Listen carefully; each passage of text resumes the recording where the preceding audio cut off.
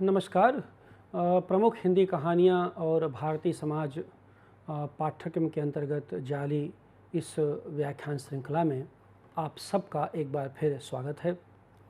आज मैं एक अलग ढंग की कहानी की चर्चा करूँगा जो साठोत्तरी हिंदी कहानी पीढ़ी के अत्यंत प्रतिष्ठित कथाकार ज्ञानरंजन की कहानी घंटा है।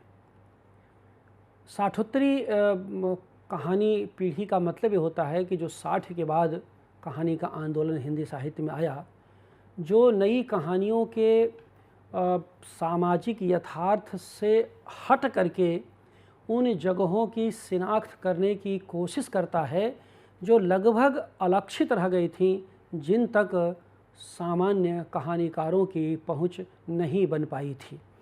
इस रूप में अगर आप देखेंगे तो घंटा कहानी का जो संसार है वह उन अलक्षित जगहों को रेखांकित करने वाला संसार है जिन पर नई कहानी का ध्यान नहीं था।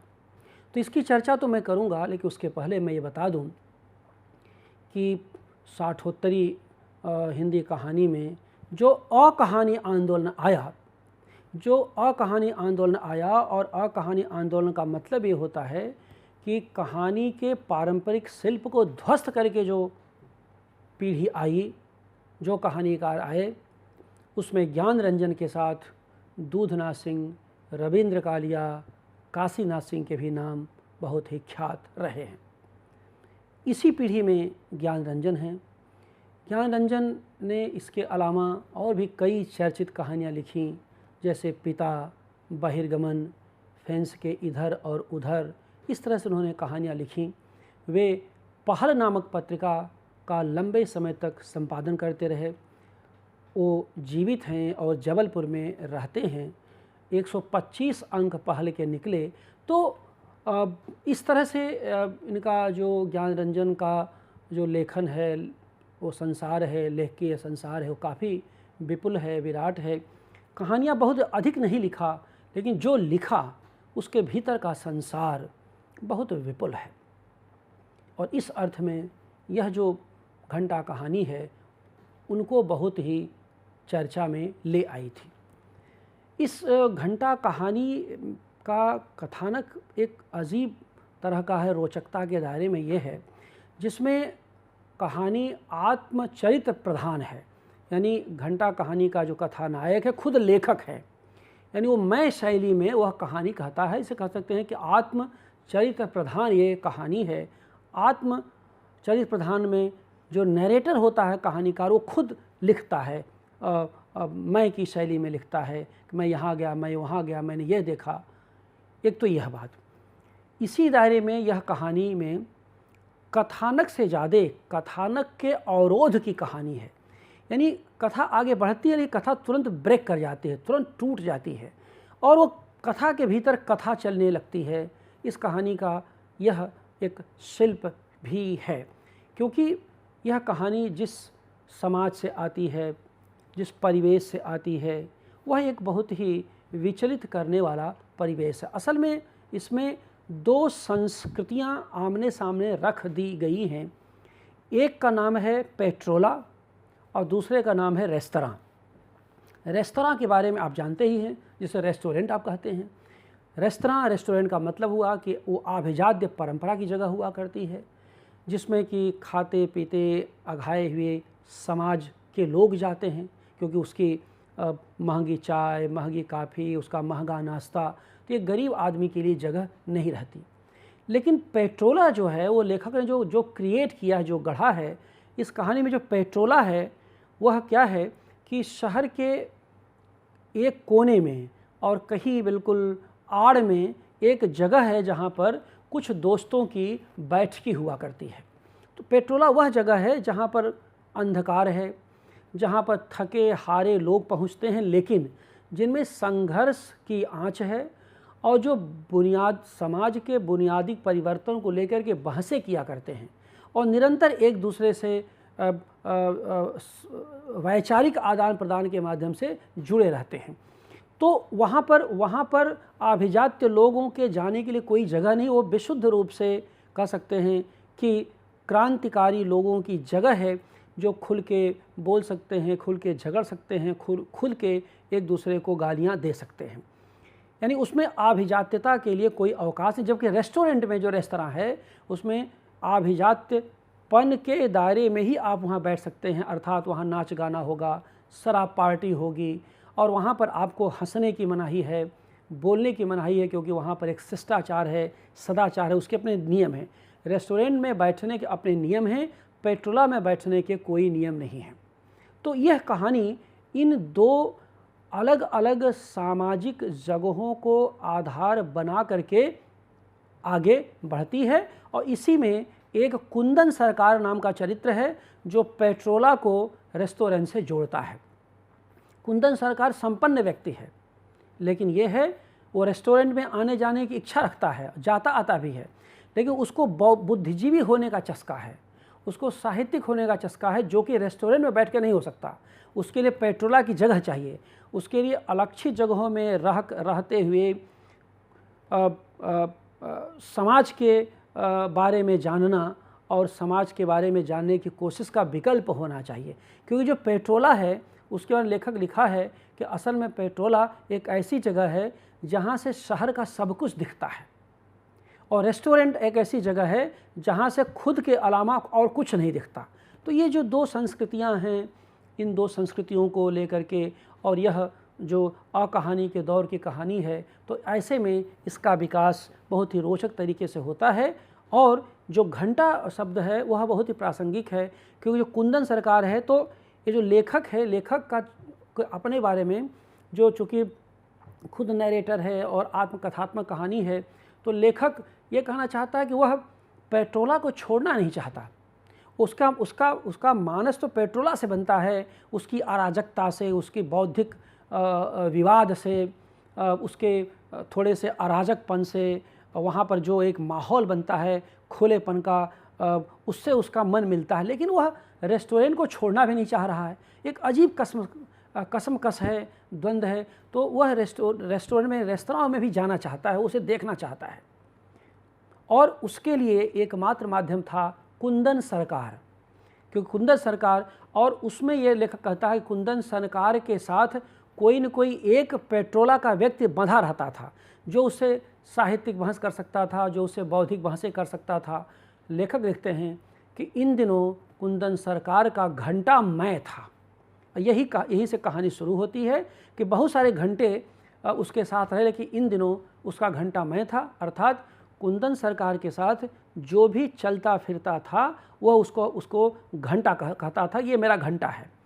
और इसी घंटे के रूप में लेखक कुंदन सरकार के साथ एक दिन रेस्तरां में पहुंचता है, और रेस्तरां में देखता है कि वहाँ नाच पार्टी चल रही है, बाजा गाजा चल रहा है, शराब पार्टी चल रही है, और वहाँ बैठने वाले कौन लोग हैं? ज़्यादातर आर्मी के अफसर हैं। अब लेखक का मन तो पेट्रोला वाला है, तो वहाँ की शान शौकत में उसका मन लगता नहीं। और उसके बाद क्या होता है कि नाच गाना जब होता है तो वो कसमसाता है, उसे बर्दाश्त नहीं होता। क्योंकि मैंने आपसे पहले कहा कि आभिजात्य, हर प्रकार के आभिजात्य का निषेध करने वाला वह चरित्र है, कथानायक, और जो पेट्रोला से बनता है। तो पेट्रोला, मन तो उसका पेट्रोला में है, लेकिन जाके रेस्तरां में बैठ रहा है। तो जब रेस्तरां में बैठ रहा है तो वहाँ जा कर के उसको बड़ा सब अराजक लगता है, सब नकली लगता है, सब भोड़ा लगता है, सब प्रदर्शनकारी लगता है। और कहता है कि ये सब आर्मी के अफसर बैठ करके यहाँ पर मज़ा ले रहे हैं, ये देश दुनिया से कोई मतलब नहीं। कि वो कहता है कि यहाँ बैठे हुए लोगों को अपने अलावा किसी से कोई मतलब नहीं है, बाहर के समाज में क्या चल रहा है उस दुनिया को ये जानते ही नहीं। यद्यपि वहाँ पर आर्मी के लोग हैं, आर्मी के बारे में कोई टिप्पणी लेखक ने नहीं की है, लेकिन कहा कि उस रेस्टोरेंट में जो लोग बैठे हुए लोग हैं उनको केवल अपनी बीवी के साथ आए हुए हैं, उनसे मतलब है, खुद से मतलब है, और नाचने से मतलब है। मैंने उनको समाज की गंभीरता से, समाज की हलचलों से, उसकी गरीबी से, उसकी अराजकता से कोई लेना देना नहीं है। और वो चाहता है कि इनका लेना देना होना चाहिए, क्योंकि पेट्रोला में रह करके उसने समाज में गरीबी को देखा है। युवकों में एक जो फ्रस्ट्रेशन है, ये जो डिप्रेशन, उसको देखा है, क्योंकि वह भी उसी डिप्रेशन का शिकार है जिसमें नौकरियां नहीं हैं, जिनमें बुनियादी सुविधाएं नहीं हैं, जिनमें शिक्षा का बुनियादी संकट है, जिसमें कोई गति नहीं है, हलचल नहीं है। और यहाँ क्या है कि नाच गाना हो रहा है, तो उसी में शराब का सेवन होता है, और उसी में स्कॉच की बोतल खुलती है, विस्की की बोतल खुलती है, कोका कोला की बोतल खुलती है, और उसी में अचानक उसका मन अनियंत्रित हो जाता है और कोका कोला की बोतल तेज से मारता है, शीशा टूट जाता है। अब पहले तो क्या है कि जब नाच गाना शुरू होता है तो उसे हंसी आ जाती है, वो हंस देता है, जैसे लोग फिर से हंस देते हैं, क्योंकि मानस उसका पेट्रोला से बना हुआ है। तो कुंदन सरकार मना करता, कहा सुनो, यहाँ हंसने की जगह नहीं है, यहाँ सदाचरण से रहो, यहाँ के एक डिसिप्लिन है। उसे बहुत बुरा लगता है कि मैं कहाँ आके फंस गया, जहाँ पर हंसने की मनाही है, जहाँ पर चलने फिरने की मनाही है। यानी आप बैठे हैं तो आप बैठे रहिए, आप खड़े हैं तो खड़े रहिए, आपको कुछ भी करने की मनाही नहीं है। उसका पूरी एक डिसिप्लिन है। लेखक लेकिन डिसिप्लिन को तोड़ना चाहता है, कहता है इस डिसिप्लिन ने ही तो सारी ज़माने को बर्बाद कर रखा है। क्योंकि लेखक का ये मानना है कि थोड़ी बहुत समाज में इनडिसिप्लिन भी होनी जरूरी है। इनडिसिप्लिन का मतलब वह अराजकता से नहीं जोड़ता, वो ये कहना चाहता है कि थोड़ा प्रतिरोध भी होना चाहिए, थोड़ी आवाज़ भी उठनी चाहिए, और वहाँ प्रतिरोध की कोई गुंजाइश ही नहीं है। वहाँ ये लगता है कि समाज भव्य है, देश भव्य है, राष्ट्र भव्य है, यानी पूरी भव्यता के दायरे में पार्टी चल रही है। जबकि वो पेट्रोला से निकल के आया हो जानता है कुछ भी कहीं भव्य नहीं है।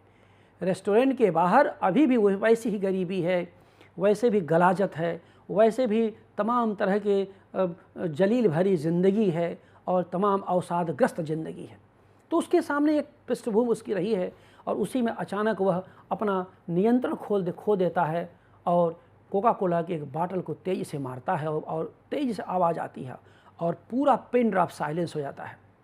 पकड़ो पकड़ो पकड़ो, किसने क्या किया।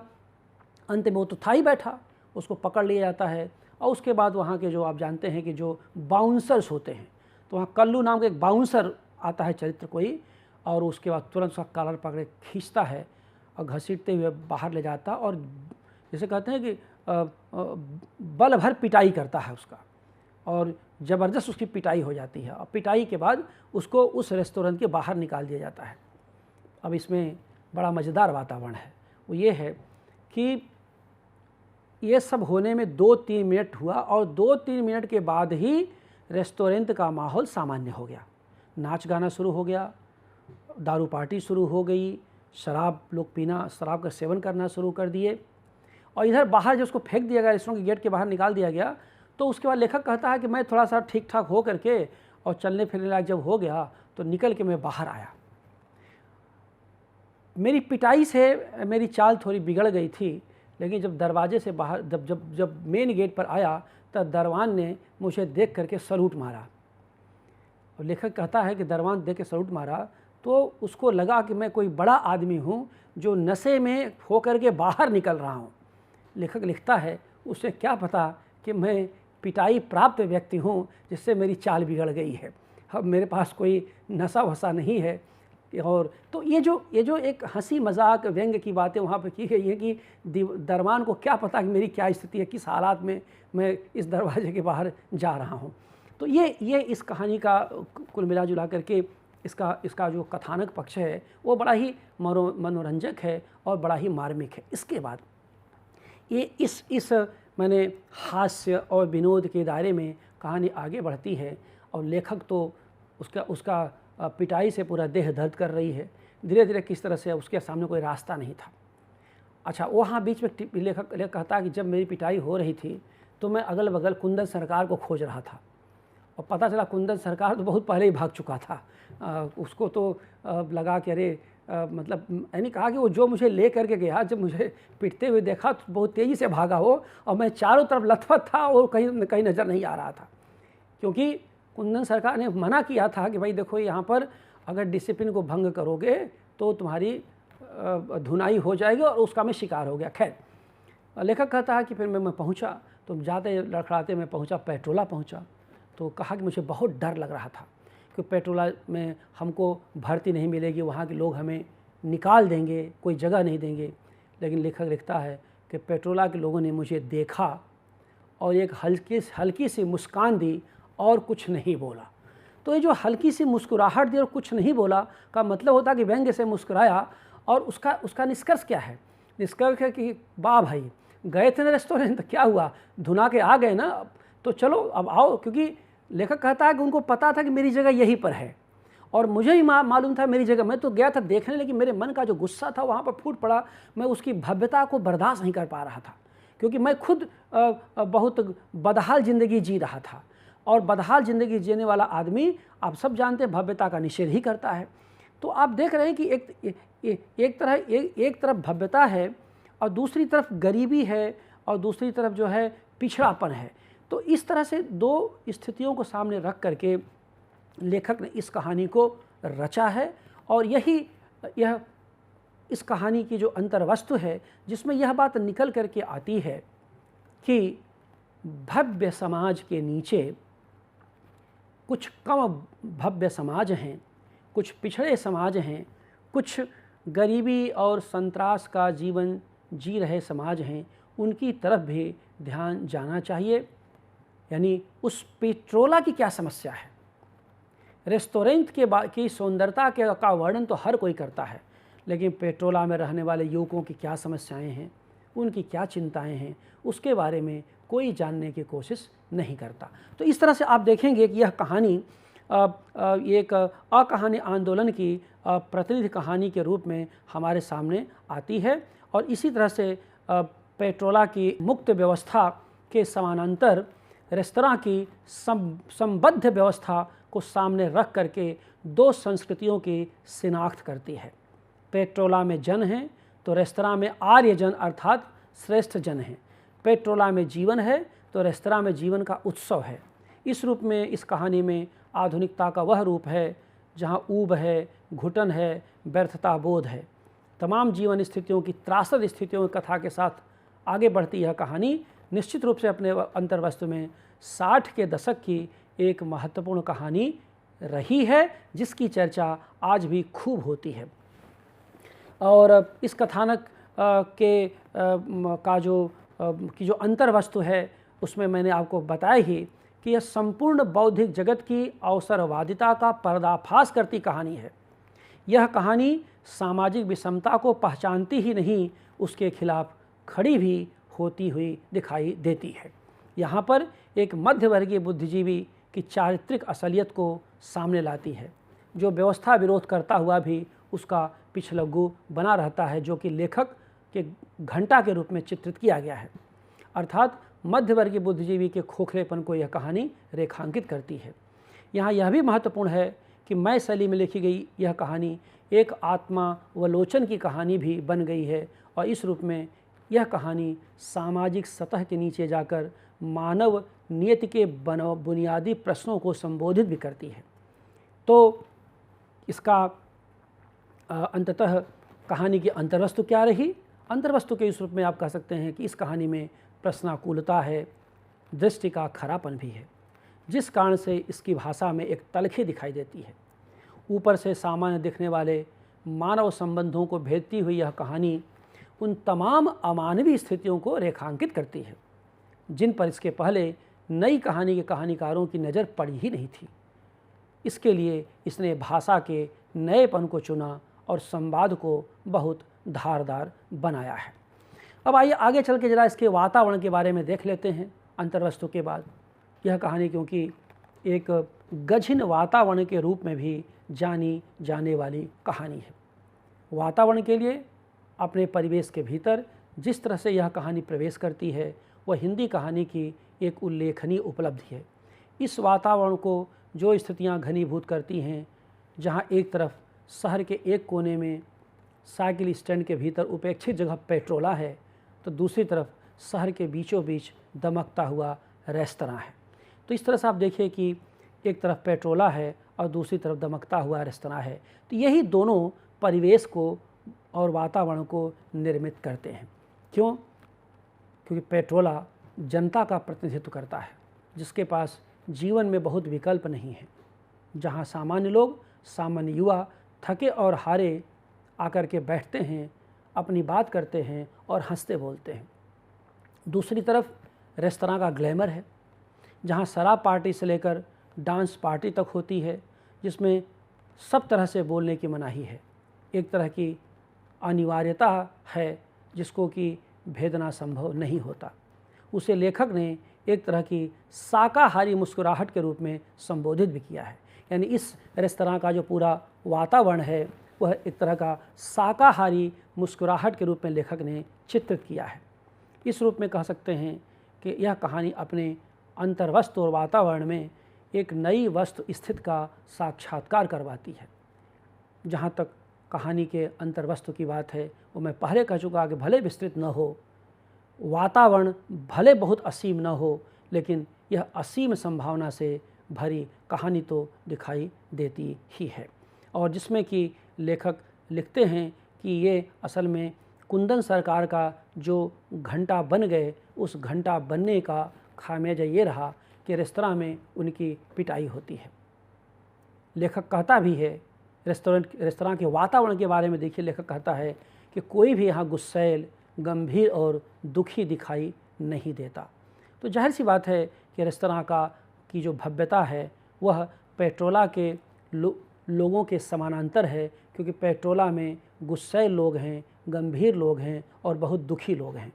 इसलिए मैंने पहले ही कहा इस वातावरण के बारे में कि यह दो अलग स्थितियों को, दो अलग परिवेश को आमने सामने रखकर लेखक द्वारा भारतीय समाज के चित्र को उपस्थित करती हुई कहानी है, जिसमें कई जगह दिल दहलाने वाले चरित्र या स्थितियां सामने आती हैं, जहां किसी भी प्रकार के किसी संवाद की कोई गुंजाइश नहीं है।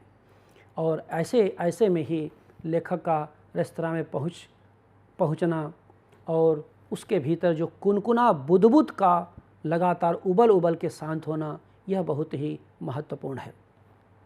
वह बराबर अपने को कुनकुना बुदबुद कहता है, क्योंकि वह एक आक्रोश उसके भीतर है जिसको बार बार वह रोकने की कोशिश तो करता है, लेकिन रोक नहीं पाता। वह एक जगह कहता है, और कहानी का यह जो देखेंगे, जो परिवेश को जानने के लिए बहुत ज़रूरी है, वो कोट, देश के लिए मोटी पगार काटते इन सर लोगों और संगीत नायिका बनी बैठी नखास की इस नायिका को कुछ भी परवाह क्यों हो।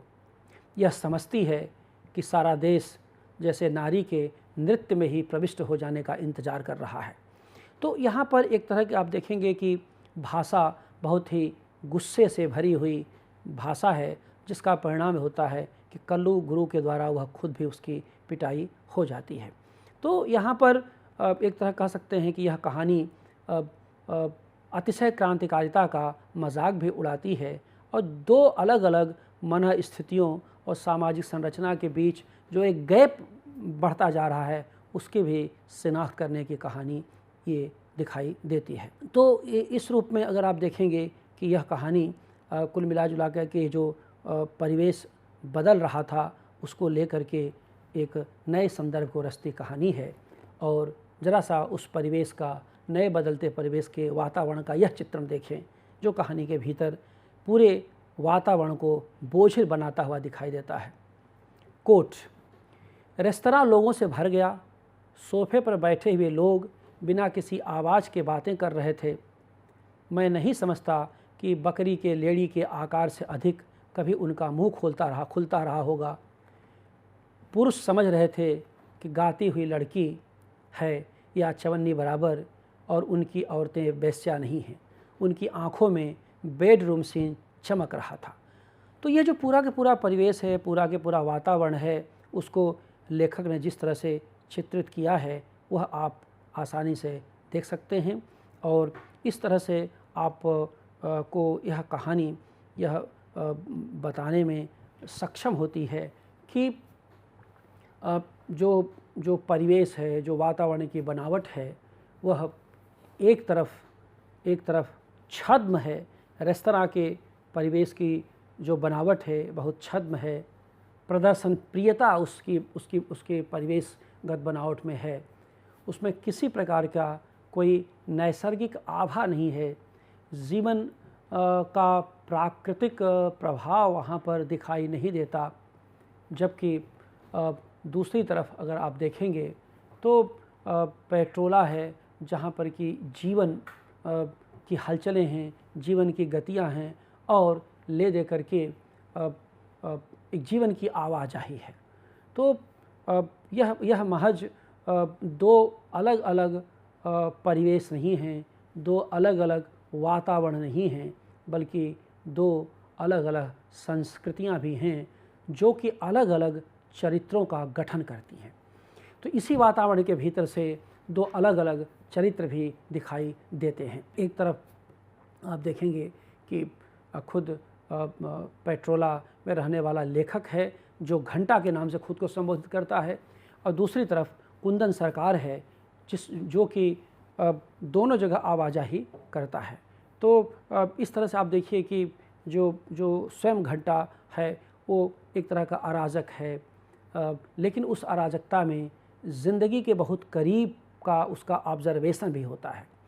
वो बहुत ही तल्ख है, बहुत ही आलोचनात्मक है, बहुत ही प्रतिवादी है, उसकी संवेदना में प्रतिरोध की धार है। यानी घंटा कहानी में जो घंटा चरित्र है जो खुद लेखक का चरित्र है, और उसके बरक्स कुंदन सरकार है, बड़ा सॉफ्ट है और बड़ा धीमा चरित्र है, और वह अपने साथ एक असिस्टेंट के रूप में घंटा लेके चलता है। लेकिन जब उस घंटे की पिटाई शुरू होती है तो भाग खड़ा होता है। उसको एक नकली बुद्धिजीवी बनने का चस्का लग जाता है, नकली लेखक बनने का चस्का लग जाता है, जिसका शिकार वह इस रूप में हो जाता है। तो आप देखिए कि दो वातावरण हैं, दो चरित्र हैं जिनमें कोई मिलन के कोई बिंदु नहीं हैं। तो कुल मिला जुला करके यह कहानी दिखाना क्या चाह रही है? यह कहानी यह दिखाना चाह रही है 60 के दशक के बाद जो पीढ़ी अब जवान हो चुकी है, आज़ादी के आसपास पैदा हुए पीढ़ी जो जवान हो चुकी है, वो लगभग उसको 20-22 साल मान ली उसकी उम्र हो गई, तो अब उसकी अपेक्षाएं बहुत बड़ी हैं। वो आज़ादी उसके लिए सामाजिक परिवर्तन का हथियार थी, माध्यम थी। आज़ादी केवल सीमाओं की आज़ादी नहीं है, वह आज़ादी आर्थिक भी थी, हो सकती थी, सामाजिक भी होनी चाहिए थी, और राजनीतिक तो खैर होनी ही चाहिए थी। तो क्योंकि कोई भी आज़ादी केवल सीमाओं की आज़ादी से चरितार्थता नहीं होती, जब तक कि वह उसकी स्वाधीनता, उसकी आज़ादी का बुनियादी संबंध उसकी आर्थिक आज़ादी से न हो, आर्थिक संपन्नता से न हो, जिसमें गरीब और अमीर के बीच की खाई कम होती चली जाए। लेकिन हुआ ऐसा नहीं। देश आज़ाद तो हो गया, लेकिन आज़ादी के 20 साल बाद ये पता चलने लगा कि अमीर अमीर होता चला गया, गरीब गरीब होता चला गया। तो ये जो अमीर और गरीब के बीच की बढ़ती हुई दीवारें हैं, बढ़ती हुई दूरियां हैं, इसकी शिनाख्त करती हुई यह कहानी दो संस्कृतियों की आवाजाही के बीच में घंटा के माध्यम से जोड़ती कहानी है, दोनों में ताक झांक करती कहानी है, और यह बता रही है कि भद्र वर्ग अपनी भद्रता के सामने तथाकथित कुरूप वर्ग के लिए कोई स्पेस नहीं छोड़ना चाहता, जबकि समाज में यह जो उपेक्षित वर्ग है, ये जो पेट्रोला में रहने वाले लोग हैं, उनकी संख्या असीमित है, उनकी संख्या भविष्य में बढ़ती चली जाएगी। जहाँ अराजकता है, जहाँ लड़ाई झगड़े हैं, जहाँ गुस्सा है, जहाँ नफ़रत है, तो ज़रूरत इस बात की है कि भद्र वर्ग के लोग, रेस्तरां में रहने वाले लोग, पेट्रोला में रहने वाले लोगों की संवेदनाओं को समझें, उनकी भावनाओं को स्वर दें। यह कहानी इसी बात को बताती है। आपने इस व्याख्यान को सुना, बहुत बहुत धन्यवाद।